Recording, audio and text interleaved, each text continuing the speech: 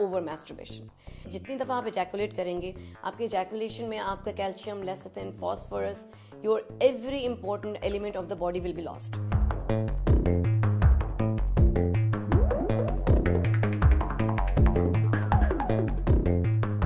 ये दोनों जेंडर्स में फैल चुकी है, मेल और फीमेल। और वजह क्या है? मोबाइल फोन्स दोनों के पास हैं। जब ये आपकी प्यूबर्टी में सेक्सुअल अर्ज बढ़ती है और आपके हाथ में पॉर्न स्टफ इजीली अवेलेबल है, होता क्या है? वो मैस्टरबेशन स्टार्ट हो जाती है। अब वो वबा के तौर पे इतनी फैल गई है कि हम सोच भी नहीं सकते, बिकॉज अनचेक्ड है। जो मैस्टरबेशन की प्रॉब्लम है, ओवर मैस्टरबेशन की, दैट इज प्रीमेच्योर एजैकुलेशन, जिसको उर्दू में सूरतुल इंजाल भी कहते हैं। This is the most difficult problem to treat, this is the most bad thing to have.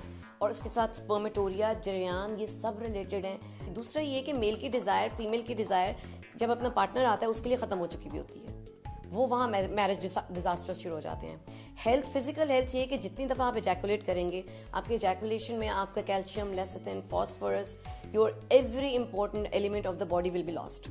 आपका हेयर फॉल शुरू हो जाएगा, आपकी मेमोरी लॉस शुरू हो जाएगी, फिजिकल हेल्थ यानी वेट लॉस, ठीक, and sexual health will drop to zero. उसके बाद क्या रह जाएगा एक यंग बच्चे के हाथ में?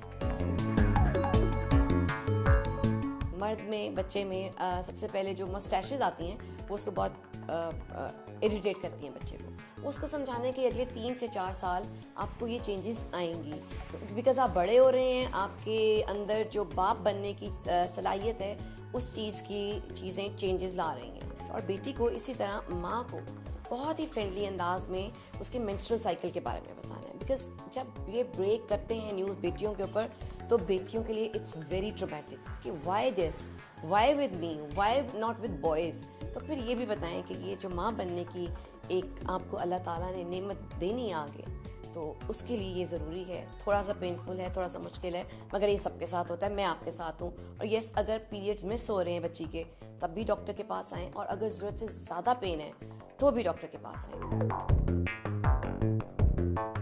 जाहिर है फिजिकल चेंजेस के साथ हार्मोनल चेंजेस भी आएंगी, हार्मोनल चेंजेस आएंगी, इमोशनल चेंजेस भी आएंगी। बच्चे बहुत ज़्यादा गुस्से वाले हो जाते हैं, ख़ास तौर पे मेल्स। इसको हम बड़ा डेलिकेट पीरियड समझते हैं मेल्स के लिए।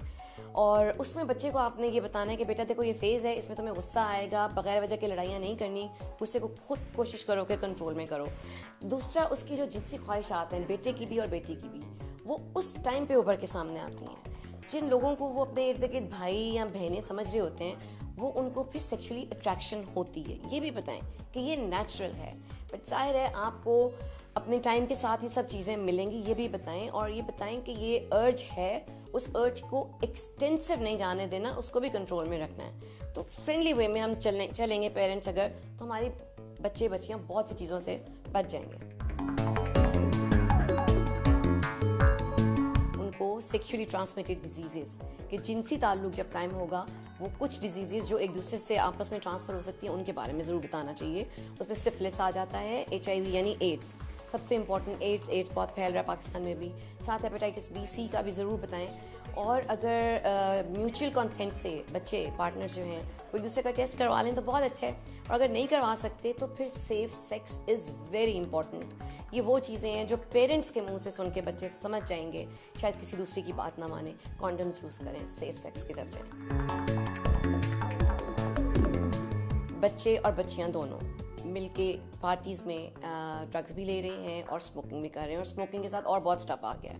तो मेल्स के लिए तो मैं ये कहूँगी कि मेमोरी लॉस बच्चियों का भी, आगे चल के आप पढ़ नहीं सकते हैं, बल्कि इसी स्टेज पे आप पढ़ नहीं पाएंगे अगर ड्रग्स के चक्कर में पड़ गए, क्योंकि ये आपकी मेमोरी छीन लेती हैं।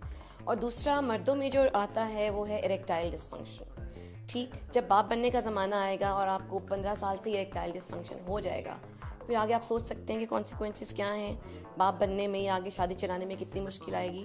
और गर्ल्स में यस, जो एग प्रोडक्शन है वो स्मोकिंग की वजह से डेफिनेटली इफेक्ट हो रही है, इसी वजह से इनफर्टिलिटी बढ़ती जा रही है। जो भी सारी बातें आज मैंने की हैं, मुझे लग रहा है कि आप लोगों को लगेगा कि बहुत बोल्ड है, मगर यकीन जाने इस वक्त हमारा माशरा इस चैलेंज में फंस चुका है। और अगर हम ही अपने बच्चों को, बेटों और बेटियों को नहीं समझाएंगे तो बताएं हमारी नस्ल का क्या बनेगा। Please wake up.